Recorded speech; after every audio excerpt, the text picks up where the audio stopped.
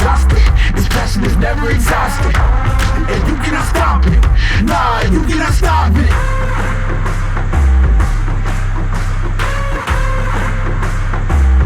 Quitting was never an option. And you cannot stop it. Nah, you cannot stop it.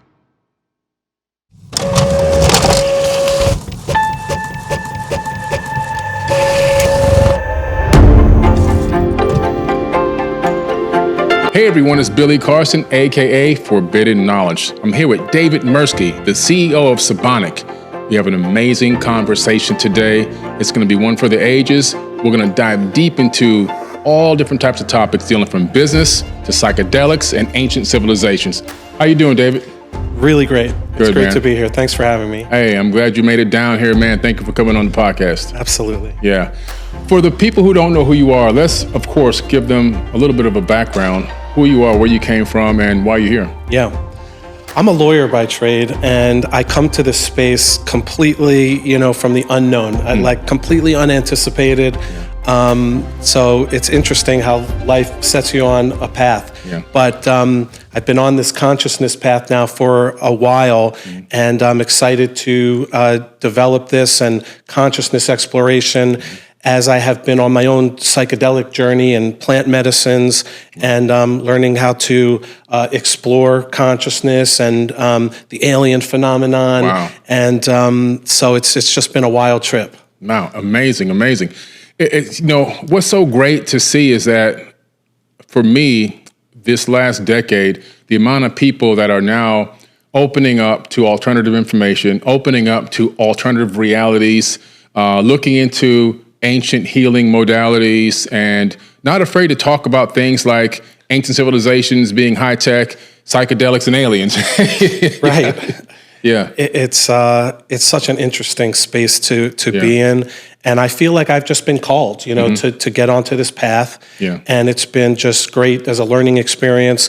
So the company I've taken directly into the consciousness arena. Mm-hmm. So we've gone from plant medicine products, which we're still developing, and now we're really focusing on our Starwalker Cafe, which is a learning platform with William Henry, who I know you know from Ancient Aliens. Amazing. I love William Henry. Great human being. Great human being. Yeah. It's been so great to have this relationship with him and learn.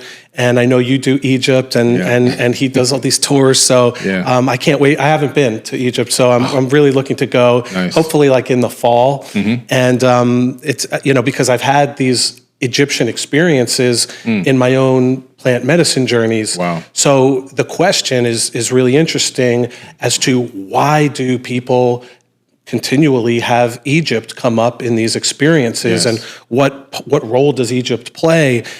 So interesting, and I want to talk to you about a couple of those. So so we're doing that, and then we're starting to develop tours, and that's something that I know we have a new agreement in place that we're looking to explore, which is wonderful. I'm really excited to have this business relationship with you, and looking forward to see it blossom on behalf of Sabonic, and let's see where that goes. It's really exciting. Yeah, I'm so excited. I mean, matter of fact, Sabonic is a publicly traded company, right? So they're on OTC.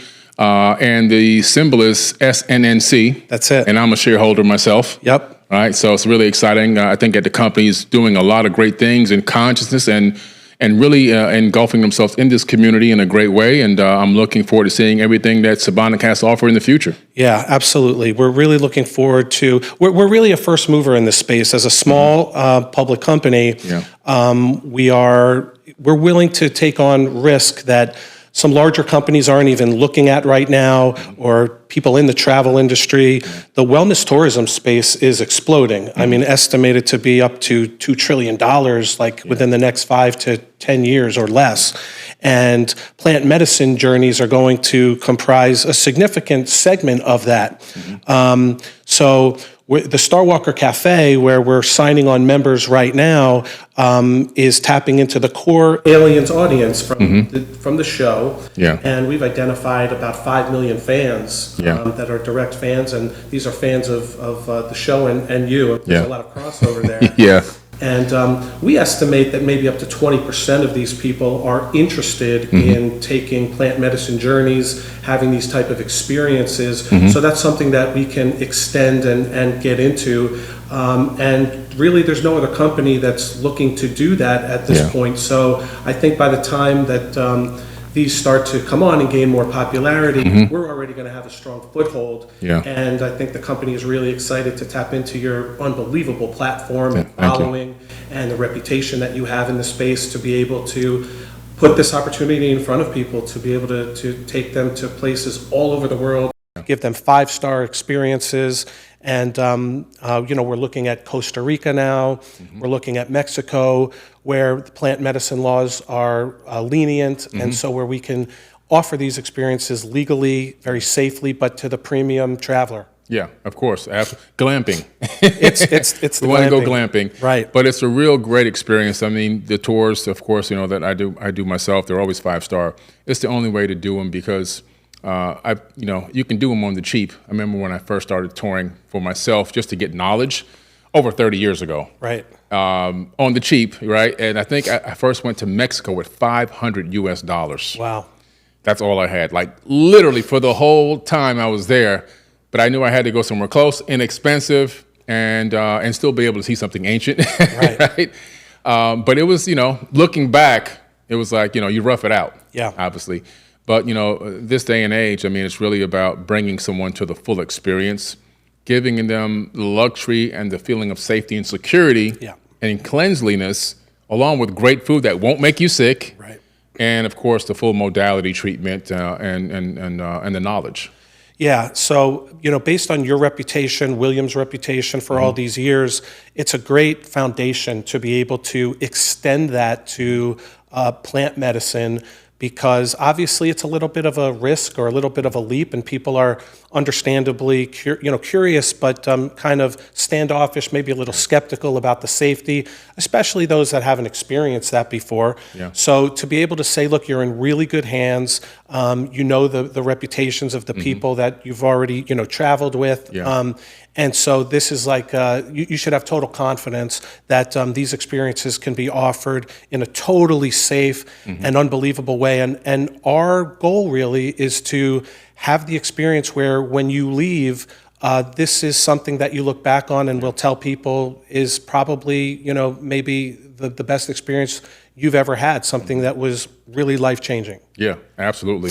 That's what it's all about. And when you formed Sabonic, or when you got involved with Sabonic, like, what was the reason or the purpose behind saying, let's take this public? So I, as an attorney, I got into the turnaround game, taking microcap public companies that were out of operations or whose business plans weren't really working, that needed new management, that were looking for a turnaround. So I successfully exited one already. Sabonic, which, by the way, is cannabis in reverse. It's a strange name. People never know how to say it, so I'm sure people are going to be curious about that. The reason I stayed with Sabonic to take this new second part of the journey is because the company's so healthy. Usually when you come into these OTC companies, they've had a bad history a lot of times. There's so many shares that were issued, a lot of dilution to people that kind of know the market. But unlike that, I came upon it from people local to me in Arizona who said, look, they were basically in the cannabis space doing advertising, and they decided that, that just wasn't the model that they wanted to pursue. And based on my first turnaround, they said, why don't you come in, take it over, and get all the financials, a lot of work that had to be done. And it's been a long journey. I mean, it's taken a number of years, there's no doubt. But the good part about that is we're finally on the right path to something that has just a real potential and great future, great potential in projected earnings and revenue generation, and the best part is that it's a really a healthy company. So it provides a great foundation to be able to take this next step. Wow, incredible! Yeah, I know we had kind of been in talks a little bit as well about looking at forbidden knowledge. Obviously, we're looking to take forbidden knowledge public, so there might be some opportunity there as well.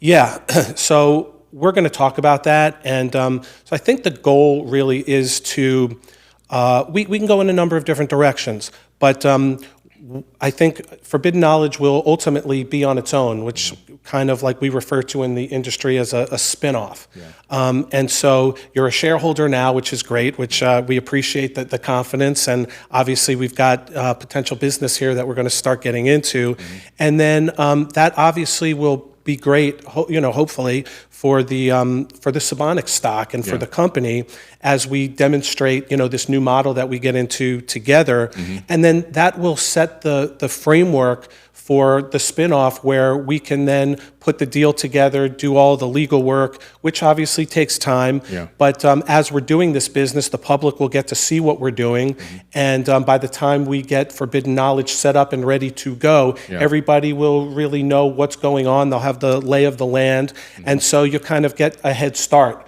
which I think will be great for the company. It'll be great, for Sabonic being able to participate in putting that deal together. Yeah. And so really looking forward to that. Yeah, absolutely, man. Just been great. And thank you for that great press release that you put out about the partnership between Sabonic and Forbidden Knowledge about a week ago. We'll make sure we drop the link to that press release in the caption of this video and audio. Great. Yeah, definitely. And, this is a great topic to talk about because I know that in a lot of ways, psychedelics put a lot of question marks in people's heads. I remember even when I first heard about psychedelics, I was like, what is this? And I was a little standoffish in the very beginning. And more recently, probably now maybe a month and a half ago, I went to 40 Years of Zen, Dave Asprey's 40 Years of Zen. Dave Asprey is the man who coined the phrase biohacking. And I heard about the 40 Years of Zen at his biohacking conference about a year ago. And I read about it. I read on all the information about what happens when you go to this place. And it really was 40 Years of Zen in this brochure. I was like, this is like 40 years of working on yourself in 1 week.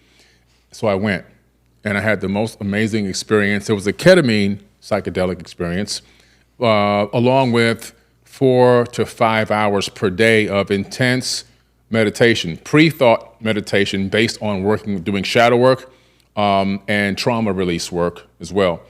And then sitting with the counselor afterwards and going over your entire day of your meditation mission, basically, and analyzing it, breaking it down, and utilizing these techniques on how to really dissect, did you get to gratitude, did you get to love, did you get to forgiveness, and all these incredible things to really do a lot of shadow work. So in a week, I did 40 years of Zen work on myself, which was absolutely mind-blowing.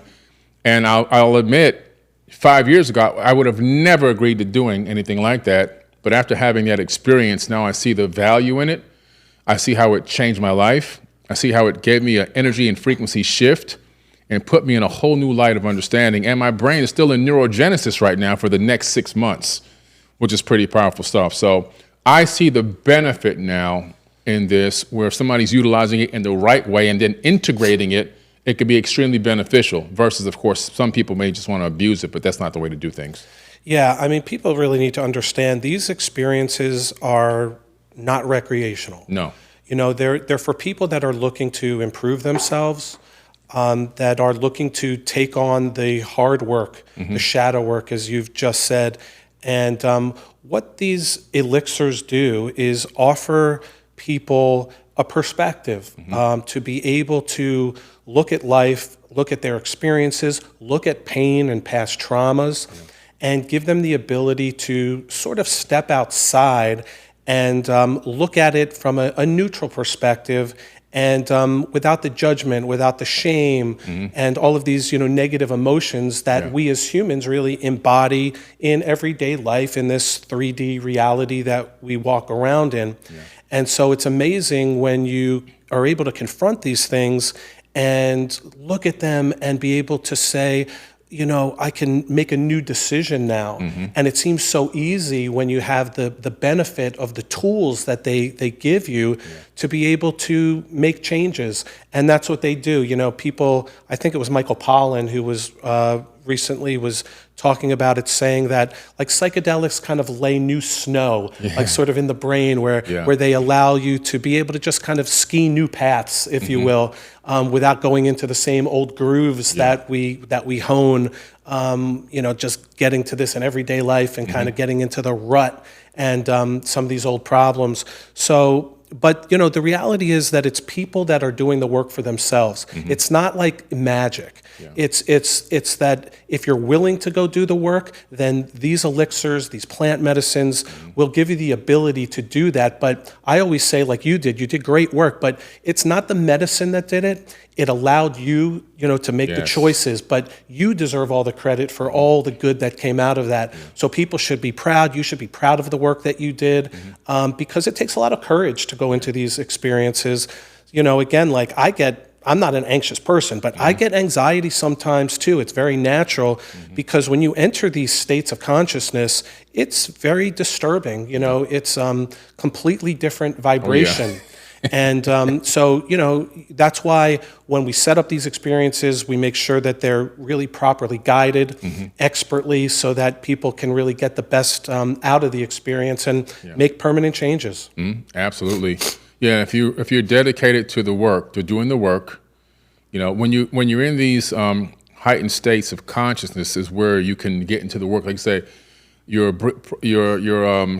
your walls drop where before you might have been, fighting against, your ego's fighting against really breaking through the wall to get to the deeper root of the problem or whatever.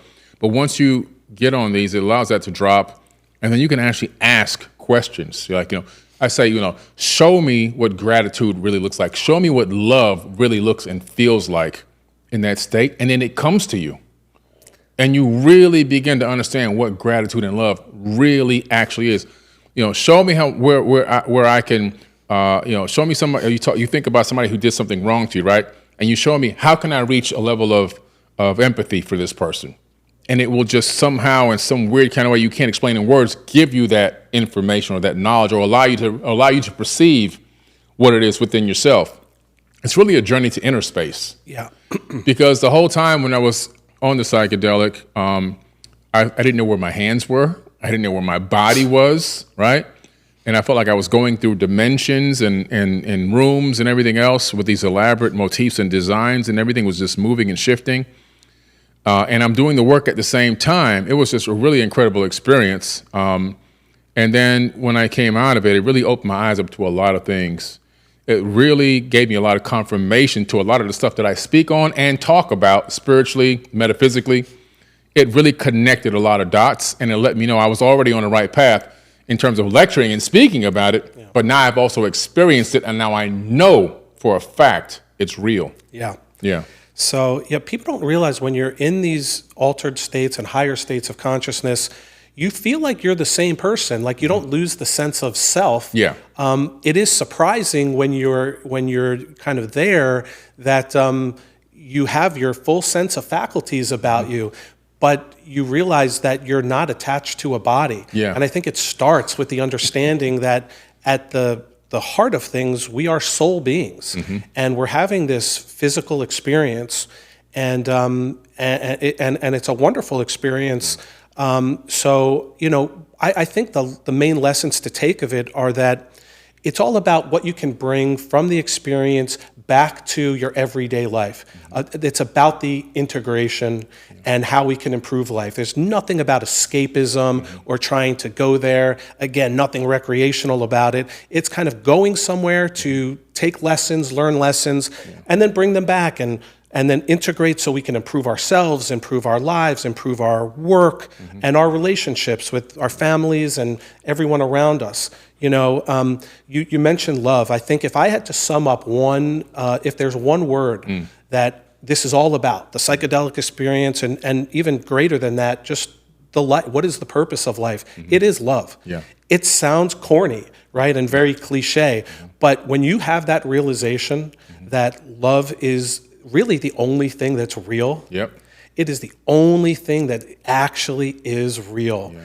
And when you feel that, I mean, just the sense of bliss that the psychedelic experience can give you it's something that you'll never forget, and you take that back. And the goal is to be able to walk around, as sometimes I say, when you're at the DMV or you're at the market in aisle 9, if you can have an understanding that, man, you're this soul being and you're on this wonderful, marvelous journey. Yep. And just to be able to integrate that, you mentioned before, I think about, we were talking about anger or something. My first experience was anger and empathy. And I was, that was really what motivated me to get into my first ayahuasca experience, which was really life-changing. And ayahuasca comes from the Amazon. People have been taking this magic elixir for at least 5,000 years. And I was able to come face to face with people that I had really developed an anger for. Yeah. A real hatred. And I didn't realize the weight that had on me and what I was carrying, and really how much that hurt me. Yeah. And what the experience gave me was an ability to see these people that I really felt were targeting me. And I saw them as human beings, which is what they are. And rather than, devolve into the normal defenses that our ego really leads us to, I was able to look at them and have empathy, and empathy for the pain that they were going through that was causing them to cause me pain. Like the old saying, hurt people hurt people. And that was such a magical experience to be able to feel this kind of empathy for people, even when they didn't mean you any good. Yeah. And but coming out of that, it was such a weight that was lifted from me, and I've never forgotten that. And that's really what started me on this path. Wow, that's huge, man. That's so powerful what you just said. It's so powerful because I had a similar experience just recently, and it's this realization, because you now have contrast. I now understand what the true feeling of gratitude and love really is, but it also shows you where you have the illusion of experiencing that somewhere else. And in reality, it's not that, it's something totally different. But you have to develop that empathy. And when people have wronged you, people have attacked you and things like that, you have to see them as another version of you.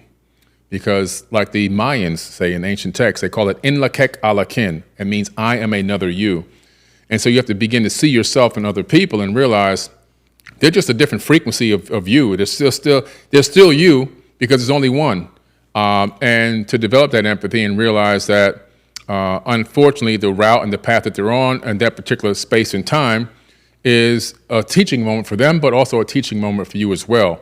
How do you develop a greater level of empathy for a person? And the person that is in that state of mind, can they begin to at least recognize what state of mind that they're in and what things that they have actually done, and begin to work on correcting themselves to become a better person? Yep. So it's this duality even in that, once we can develop that level of empathy for people and see them for who they are energetically, yes, you can still get frustrated. Yes, it's okay to get angry from time to time. But once we move through that and get back out of it and get back to who we really are, we have to then develop that empathy. And it's not that you're going to let that person right back in and let them continue to abuse you. It's that you can just even secretly, consciously just send a blessing to that person and just hope, look, I hope this person, I'm sending positive energy. I hope they can find their way. They can realize what they've done, correct their wrongs. And for me, I just want to extend gratitude for what I do have in the situations that I am in that are positive. And I also want to extend and expand love out into the universe, which can engulf even that person. And when we get into that mind state, the whole energy shifts. Everything changes. And I have to catch myself sometimes, because sometimes the old ego wants to creep back in, and I want to say something bad about a person. I want to be pissed off about a person, and I say, you know what? No, let me stop doing that. I had to reel myself in again, just recently on something. I said, you know what? No, let me shift. Again, it's always up to us. Like you said, we're doing the work, right? We have to catch ourselves. We have to realign our brain-heart coherence. We have to get back in alignment and get back on the right frequency, so that we can stay in that gratitude and love frequency, which, like you say, is the most powerful frequency that exists. Yeah, totally. If you can start the day with gratitude, no matter what's going on in your life or in that particular day, that's the place to start, because that will reset the vibration. And when you do that, the signal, the energy that you're sending out will permeate, and it will change the reality around you. There's no doubt. And what you said is exactly right. We are all one. And to, when you're in everyday life, to realize that we're all connected, whether you want to say that's God, it's the universe, whether it's from a particular religion or spirituality, we are unified. We're all together. And I think, the more people that are exposed, that are getting exposed to these experiences, we're going to raise the consciousness of the world. Yeah. And I think we're going to get to a tipping point now as laws are changing. And let's face it, we're in a psychedelic renaissance. These things are becoming more popular because it's time. Yeah. And these things are cyclical in nature. It's a shame that they've been put to bed for so long, and laws were enacted to really suppress these things. Yeah. But now, you're seeing the advent of psilocybin's been legalized in Oregon, and Colorado has passed it.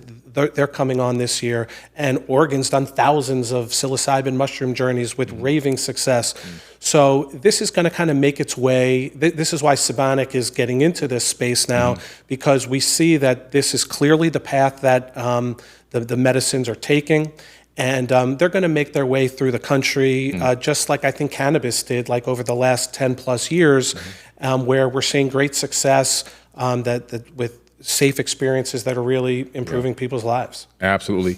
And with Sabonic, have you began to put in place any type of a teaching technique to get people to understand, don't abuse, or maybe that's something that you guys have planned in the future, but like to use it as a modality, not as something that you actually abuse? Yeah, I mean, when people ask that question, I'm glad you asked that. And as I said before, these experiences aren't recreational.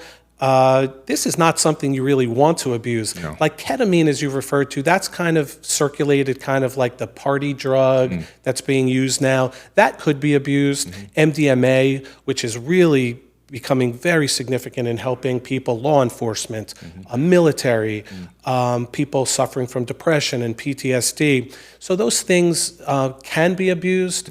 But like traditional medicines like ayahuasca, man, you're not abusing that. I mean, you're taking this, you're going in for it. And, people talk about, the purge where you're kind of like throwing up, but what you're really doing is detoxifying the body. But there's nothing recreational about that. So traditionally, you're not really abusing that. You're not abusing mushrooms. These things are completely not toxic. And so it really begs the question, like, why does the body respond so well to these magical elixirs? And I think it's because the gods of old and the universe has supplied these magic tools for us to be able to use to improve ourselves. So yes, I mean, so in these limited instances, I think there is some room for potential abuse, but really, I mean, I think the focus is on just the positivity that comes out of this.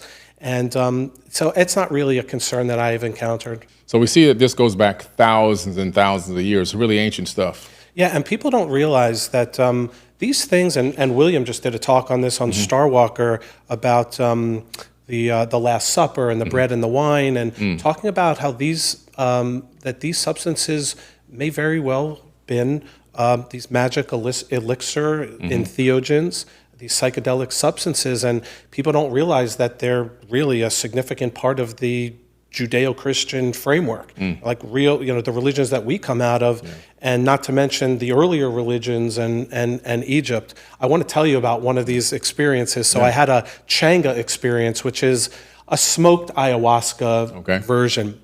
And so obviously I don't have the expertise in Egypt that you have. So I didn't know this until after, when we were talking about what the journey was like. But I find myself in I'm seeing like this man with this, with this animal head, which is like the ibis. Wow. Right? And, which I've seen, people know what that is. I didn't really know what to ascribe to it. But the interesting thing was that you see this ancient being, right? Yeah. However, where I was basically in a modern day laboratory. Oh, wow. So I'm basically watching this, and I see this figure, and basically doing experiments, taking notes, working with potions and different elixirs, basically doing experiments. Yeah. And I was just taken aback by sort of the juxtaposition of this ancient being in a modern laboratory. Yeah. So after the journey, I was talking with William actually, and he said, "You just saw Thoth." Yep. And then I did some research, and he showed me a lot of pictures, and it absolutely confirmed for me that was it. And so the interesting takeaway from that is these ancient beings are still with us. This energy just goes on. Yeah. And so I think what I was basically seeing was the Thoth that was existing now in the modern day. And whether that was symbolically or otherwise, it was just an amazing experience. Yeah. And it's just amazing going back to the beginning about how these Egyptian connections are just so prevalent in the experiences. I've also had psilocybin journeys where I was like flying over the pyramids. Wow. And basically had an understanding that this is like where it starts. And Egypt is a magical place. Obviously, you know, there's so much to be learned from just the pyramids and the tours that you do, just the magic and the construction and how were they built. People are so quick to dismiss that as, oh, they just had 1 million people moving stones and lifting stones, and you know, forget about the sacred geometry that's involved and the alignment, you know, under the stars, and it's just, you know, remarkable. So these are experiences that I absolutely encourage everyone to go on. I'm looking forward to doing that myself. But, you know, it just raises these questions about where do we come from and where are we going? And so I think it's just, you know, we have more questions. I basically say I don't have answers to these things. But, you know, the truth is it's not really about proof or having answers. It's about, you know, asking more questions, but really more fundamentally is, have you taken things away from the experience that have improved your life? And if the answer to that is yes, which they always really are, and I can say that, you know, in so many examples and so many people express the same thoughts, then that's really the only thing that matters. I don't have to prove anything to anybody. It doesn't matter to us psychonauts or people looking to explore consciousness. It's about, it's made me happier and it's made my life and people around me happier. And that ultimately is the answer. That's the key. And you're right about Egypt appearing to so many people through psychedelics, through psychic experiences, through regression experiences. Somehow, some way, Egypt is deep, deep in the psyche of so many people, which really, it's gone back so many years. It's really when it was called Kemet, before it was called Egypt. Egypt is just a name that we identify with now, given to it by the Greeks, but there's something about that region of this planet and that civilization that in some enigmatic way has blueprinted itself into everyone's DNA. I don't care what race, creed, color, I don't care where you're from on the planet, everyone can identify with ancient Egypt. So there's something energetically definitely there, whether it's electromagnetic through Earth's magnetic field, whether it's through reincarnation, whether it's through multidimensionality. There's something linking everyone to that place. It's incredible. Everyone has an experience or some feeling of connection to Egypt. Yeah, and getting back to that, William recounted a story for me from one of his journeys where he encountered Osiris. Wow. And that was really the impetus for him to launch this Starwalker concept into now our Starwalker Cafe that's in Sibannac, and the Starwalker journeys that we hope to be engaging on together with you and developing. So yeah, it's really, it's unbelievable. It's just, there are places on the planet that hold very intense spiritual significance. And obviously, there is a relationship between these places, these experiences, and the alien phenomenon. Whatever that may be, you know, they are part of this consciousness somehow. I think they're teachers. I don't think there's anything to be fearful about at all. You know, obviously the unknown can be fearful for a lot of people, and I'm not really sure what that connection ultimately is. And I'm hoping that as society progresses in this process, we're going to learn a lot more about that. But Egypt is very interesting. And then in my own experience, and William had another one where he was given the information, the Meru Sky Tirthankara. And he said that when he heard that, he knew that was a reference to me. Wow. And this is an interesting story because, and you can elucidate on this because I'm not really that educated, but the Tirthankaras really come out of Hinduism or pre-Hinduism. They were like plant medicine masters, people who led people onto the sort of the path, if you will. They're like ancient sages and wisdom keepers in Hindu culture, And so, not that I'm a sage, I'm a guru, I'm not claiming that at all, but I am someone who is interested in bringing people onto the path. I'm not the path at all, of course, but I've seen this, and I'm interested in people that are curious to look at it and consider it, and I think that is my mission in life. That's the mission of Sibannac, and this whole journey and consciousness exploration. So, the Tirthankaras they lived at a certain time on Mount Meru, in the Himalayas. And so the interesting part about that is if you take Meru Sky and just take out the U, you get Mersky, which is my name. That's your name. And so, William said it was clearly a reference to me.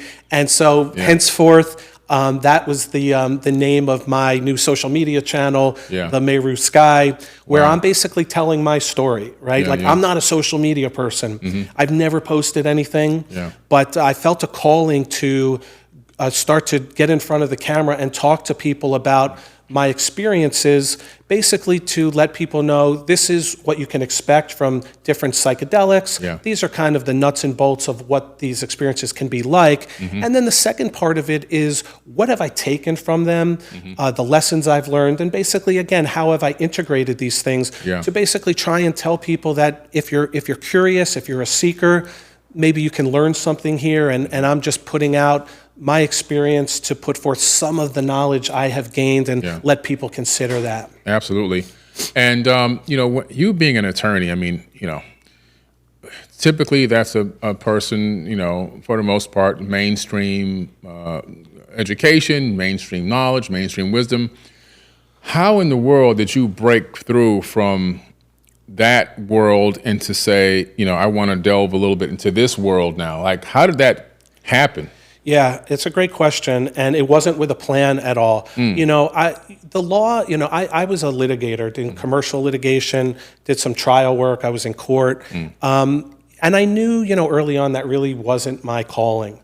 I had an opportunity to get out of law, and I'm proud to be an attorney, and I use the law very often in kind of everyday work, and it has definitely prepared me in terms of logical examination, to be able to look at situations, analyze problems, and given me just, an overall a really good framework to look at business and life in general. But the practice of law really wasn't something for me. Really, the impetus for this was a major, I call it a trauma, that I got into. And this is frequently why people come to psychedelics. There's usually, and it doesn't have to be that way, certainly, but often, it is some kind of pain or trauma and I didn't know it at the time, but I had a couple of friends who were interested, and I had come out of a years-long battle, a really a tremendous, which I'll talk about at some point, maybe with you at a certain point later, but it really deserves its own, a lot of time. It's a really interesting story, but I was really devastated in every way, business, financially, every way you can really look at it.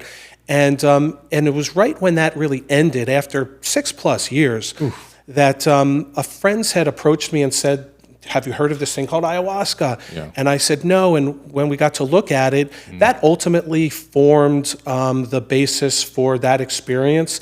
And this was the anger that I earlier referred to. That was really the purpose and the intention that I went into the experience with. And Mother Ayahuasca really gave me the gift of relieving me of that anger. And I'll go back and say, she gave me the ability to allow me to put down the anger and make that change. And it was a wonderful, wonderful experience. So I came to it, without any direct purpose or intention.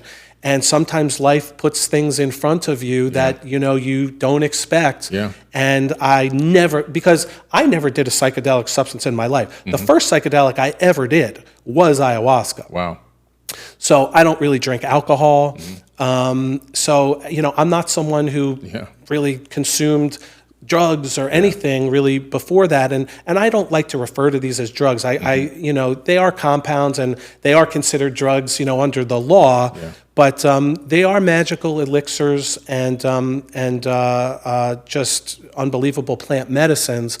And so that's really what drove me to that. But after that experience, and it took years after that too, it was a gradual process. But in the last couple of years, it became ever increasingly clear that this was going to be my mission.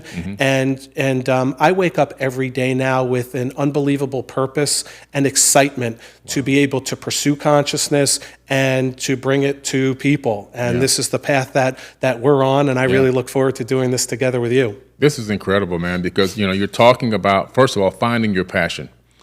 And I talk to people about this so often because a lot of people come to me and they tell me, I don't know how to find my passion. And I tell them, if you don't know how to find your passion, you don't recognize the gifts that you're already carrying, and you don't recognize things that you already kind of gravitate toward. So write down everything that you like or think you'd like to do on a piece of paper, and then draw a line on the middle on the other side. Put them in the order in which you think there would be priorities, and then figure out which ones you don't know how to do and which ones you do know how to do, and then become an expert at that. And then now you've isolated your passion, right? Once you've isolated your passion, now find a need for that passion in the world, which is what you've done. And when you find a need and provide that passion to other people who need it, money is a side effect in your bank account. You don't chase the money, you follow your passion, and money shows up in your account. And I think that's where people need to understand the importance of what you did, going to school, getting the education, becoming an attorney, going to court and being a litigator and everything else, and then realizing to yourself, this isn't exactly what I like to do for the rest of my life. I had the same epiphany. I was running this huge call center in the mid-2000s, 2 floors of a building and everything else, 5,000 square feet, all these people on the phones. And we were generating leads and sales for other companies and making good money. And I just realized this was not my passion. I was doing $4 part-time, in the shadows. And I said, I need to be doing this. This is all I want to do. And I walked into my partners one day and I said, guys, I'm going to give up my share of the company. I'm walking out. They said, when are you leaving? I said, today. Wow. And I walked out with nothing. I said, take my shares. I don't even want to split it. I'm not going to courts and everything and working out a split. Just take it. And I jumped out with no parachute. And I followed my passion. And it's so important for people to follow their passion, because every single day when you wake up, you don't feel like you're working anymore. You're so happy to do what you do. And you've been able to find a way to do it in a way through Sabonic, right? And now it's helping people. It's going to really help people, I believe, on a global scale. People who might not even be at the retreat or come to one of these initially, just even hearing about it, it drops a seed, and those seeds all begin to grow. So it's an incredible way that you've transformed yourself and been able to allow yourself, because you really have to allow yourself to follow that passion. Yeah, it's a big leap, because you walked out of a business and you give up a lot, but when you understand that it's not your passion and you can leave it behind, it gives you an unbelievable freedom at the same time, because then you're not bound. Yeah. And it's hard to give up, and that's why lawyers in particular, some people are very unhappy from all kind of walks of life, because you get in a rut. And you have a job, but you can't really just stop, and you've got to continue to earn money, right? I mean, there are practical realities to these things. So it takes a lot of courage to be able to find what the passion is and make whatever changes are necessary. And I would have gone about things, differently, but that's, life. That's how we learn. We're here to learn. And a lot of these lessons, come with experience and sometimes, pain, and that's where growth comes from. But it's a wonderful thing. You reminded me. I did 9 years ago. I was talking to a life coach, and she had me do a new moon list. There was a new moon coming up, and this was I I think, it was definitely like around nine years ago.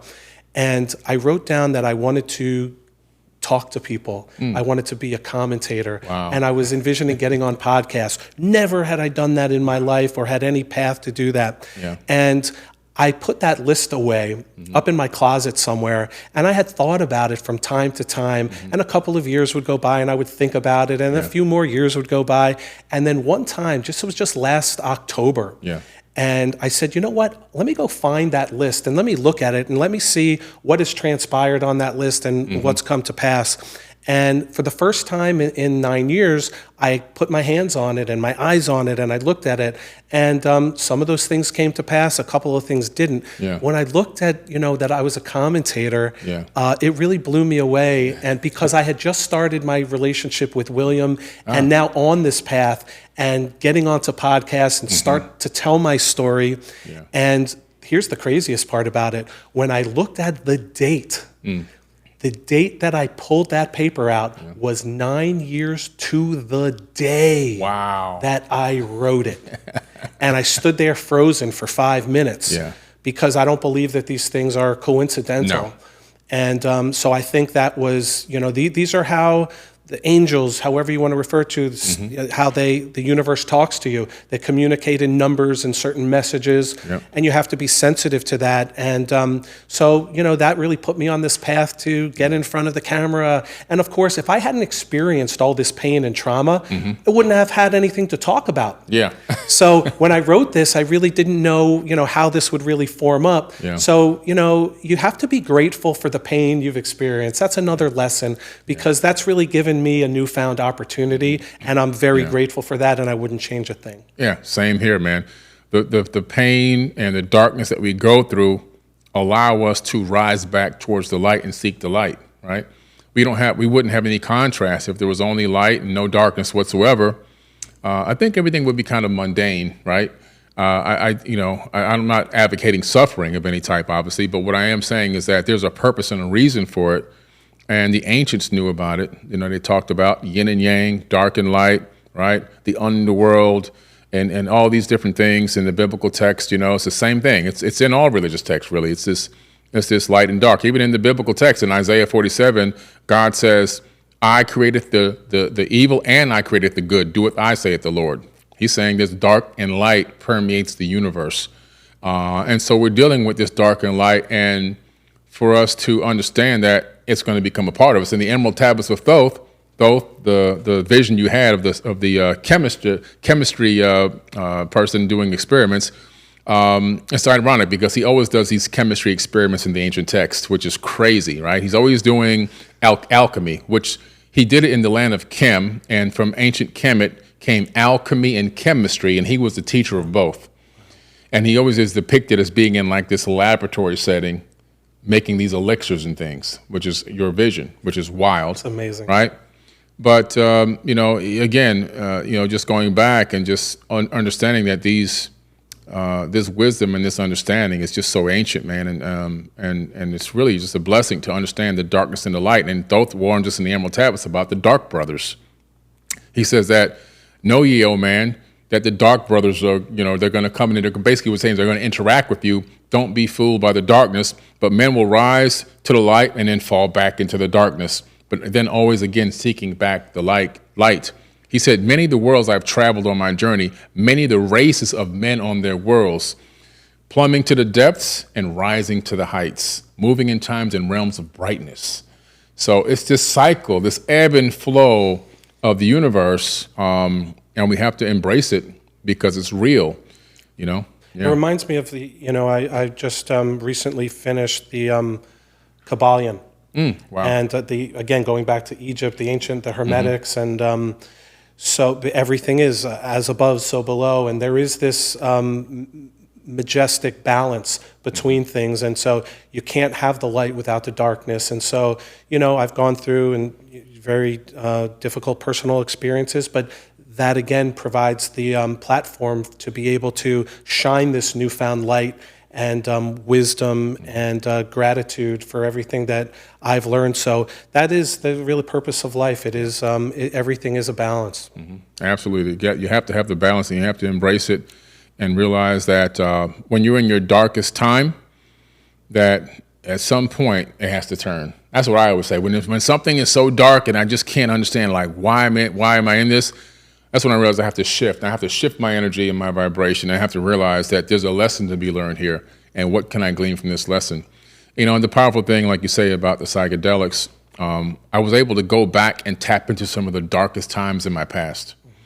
And I was able to, without any resistance, really address those things, because I guess it helps take down that, whatever that is that holds you back from opening up those old chambers to do the work. And it really gave me the ability to go in there and address those things in a way that I probably would never have done, Yeah, it's just amazing, the kind of just the tools. I say it's like a toolbox. Yeah. And so we in this human experience, we're frail, right? We have our problems, and so it's not about being perfect. We're never going to get there, and that's not really the point, right? Because the human condition is limited. It's just about improvement and just being committed to trying to make our lives better, regardless of how successful we ultimately are, right? If we can just focus on the effort, that's what I talk about, then that's all you can do, and the universe will take care of that. So it's that's really all you can do. Yeah, absolutely, man. That's been a great conversation. I'm really excited for the opportunity with Sabonic, SNNC on the exchange, right? Yep. I'm really excited for it. I'm glad to be a shareholder of Sabonic. We'd love to have you. Yeah, man, and I'm looking forward to to the future, to being able to work with you guys on retreats and just bringing knowledge and wisdom to the people, enlightening people, and doing more podcasts, right? Yeah, absolutely. Yeah. We'd love to get William on, and you guys can talk about things that are above my pay grade, of course, but I'm always interested to learn, and I hope to participate in some of those, and look forward to just keep the conversation going, and we'll keep updating people, on the company. I think we've got great things coming. Nice, beautiful. And I love William's take on things. So I love to get his perspective on things, because his perspective always gives me a little bit more enlightenment and helps me connect new dots and make new connections. Excellent. Yeah, so looking forward to it. Thank you, man. Okay, I appreciate you. All right. And that's another great episode of the Forbidden Knowledge Podcast. Make sure you guys go and check out Sabonic when you get a chance, all right? SNNC. Peace.